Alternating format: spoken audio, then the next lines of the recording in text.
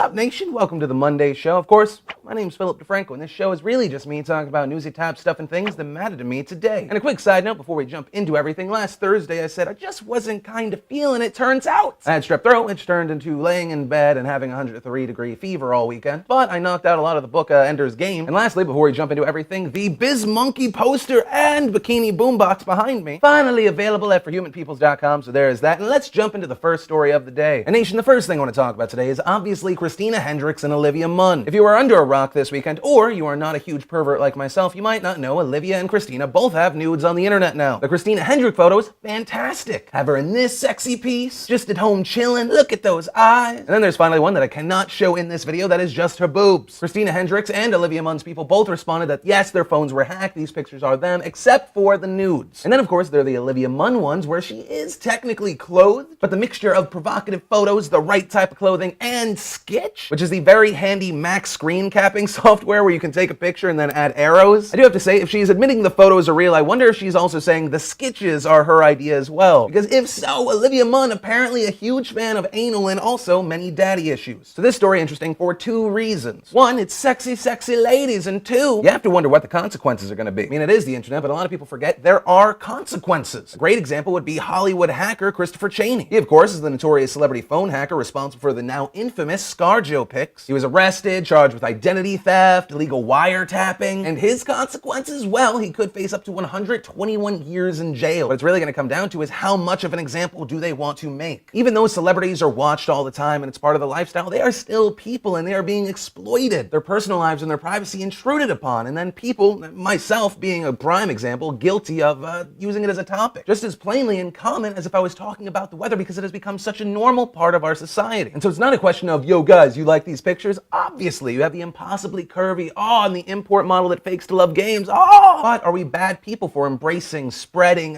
perpetuating this thing? Only on the Philip DeFranco show can we take nude pics and go, what does this make us feel about ourselves? And nation, from there, let's move on to some video game stuff, because I am in love. There was a lot of stuff today. I mean, there was the Halo 4 video that was released that was kinda cool, but I know it is not a very popular opinion to have on the internet. I am not the biggest fan of Halo. I mean, I was, like with Halo 2. I mean, some of my best gaming memories came from Halo 2, but like with the new stuff, I really don't enjoy it as much. But it was really cool to see what they're doing to Master Chief and the whole game to bring it up. And then, of course, Mass Effect 3 coming out tomorrow, which is amazing and also kind of sad. Like, you know, an asteroid's gonna hit the planet tomorrow. In this scenario, the planet being my personal life. And you just look around at all your friends and the happy faces and you're like, they don't even know what's coming. Those poor bastards.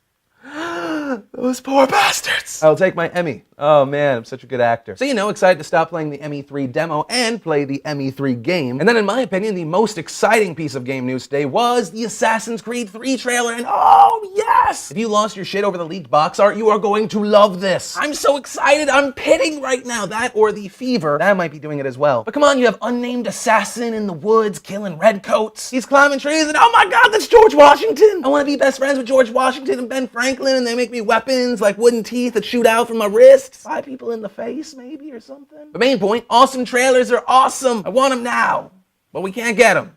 And so, we move on. And nation, today was filled with a lot of awesome, including an invisible car, asterisk. I say asterisk because it's not really invisible. The guys over at Mercedes were like, we have this new car that's really good for the environment. What should our campaign be? And so they decided the campaign should be like, oh, it's like you're not even driving a car because it doesn't hurt the planet. And so they put a bunch of Canon DSLRs on one side, a bunch of matte LEDs on the other, and it's kind of awesome except for the wheels. So it's a pretty awesome invisible car as long as you don't stare at the glaring problem. Like, you know, when you're having sex with a hot girl with a butterface. Just stare at the things that reconfirm that this is an awesome thing that you are experiencing. Because sometimes to enjoy a semi-awesome thing, the truth really shouldn't come into play. But main point, invisible car.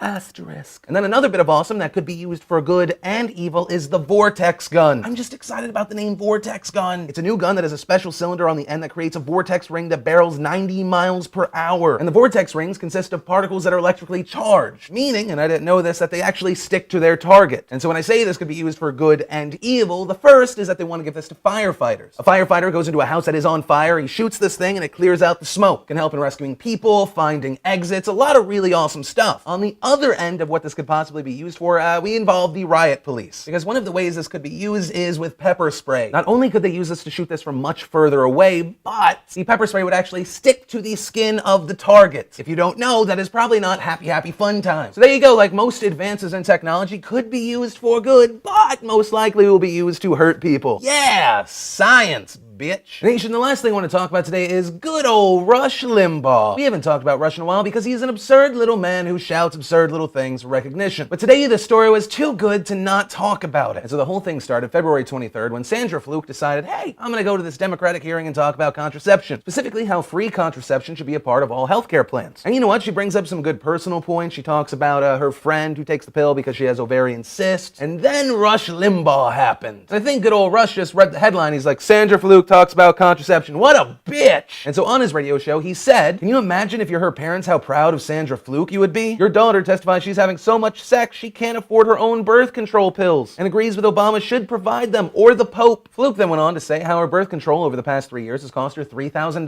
$3,000 for birth control? That's $1,000 a year of sex. And she wants us to pay for it? They're admitting in front of a congressional committee they are having so much sex they can't afford it. So you know, at this point, Rush is just being argumentative, being good old Rush, and then he says, and what does that make her? It makes her a slut, right? It makes her a prostitute. She wants to be paid to have sex. So what does that make us? We're the pimps. But then Rush, because he's Rush Limbaugh, didn't stop there, saying, so Miss Fluke and the rest of your feminazis, here's the deal. I know it's so weird that people think that Rush Limbaugh hates women. I mean, I don't know where they would get that idea. If we are going to pay for your contraceptives and thus pay you to have sex, we want something for it. We want you to post the videos online so we can watch.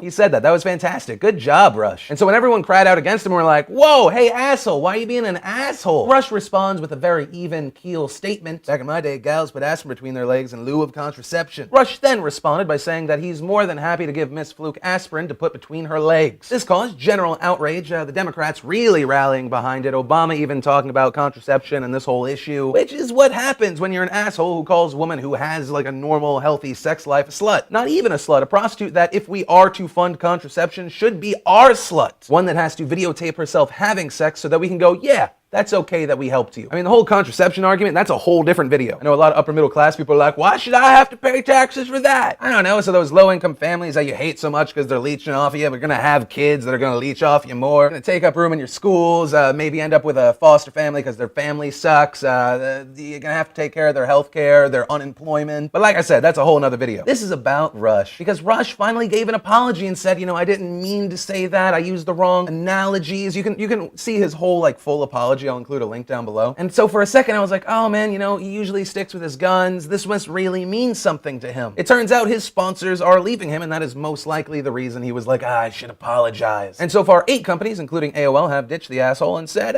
good day to you, sir. Continue your general woman hating, but not with our logo. That would be bad for us. So there you go. The one redeeming thing about Rush Limbaugh is that he's a man that stuck by his guns until today, when he became just another celebrity pussy whipped by the almighty dollar. But the big problem for Rush is that he changed what the argument was about. When it is about politics, about religion, Republican, Democrat, that is a badge you wear and you say, I'm with these guys, you're with those guys. These guys got my back. But then you changed that argument when you made it about men and women. And here, you didn't have a badge. You didn't have a uniform to belong with anyone. You were a lone gunman taking shots that no one wanted to back, and that was your problem. And then, rightfully so, Sandra Fluke heard of the apology and dismissed it. I made the point that I just echoed, that the conservative host is just scared of losing sponsors. So guys, like I said, that's just my opinion, and of course, that's going to bring us to the question of the day. Do you think contraception, if a person wants it, should be a part of a healthcare plan? Why not? Let me know. And guys, that has brought us to the part of the show where I'll throw something at your face, and today it is a brand new PS Vita, so brace your face. Of course, to possibly get pelted in the face with said thing, you just gotta leave a comment on this video. And of course, a big thank you to those of you that remember to clickety-clack the like button, favorite when you really like it, share some common sense like you do. And of course, if you are not 100% filled in with the news, remember to check out SourceFed, my other channel. Today we had the very special guest, Harley Epic Mealtime, hanging out with us. But guys, that was enough blah blah blah. Of course, as always, my name is Philip DeFranco, and you've just been filled in. I love your faces, and I'll see you tomorrow.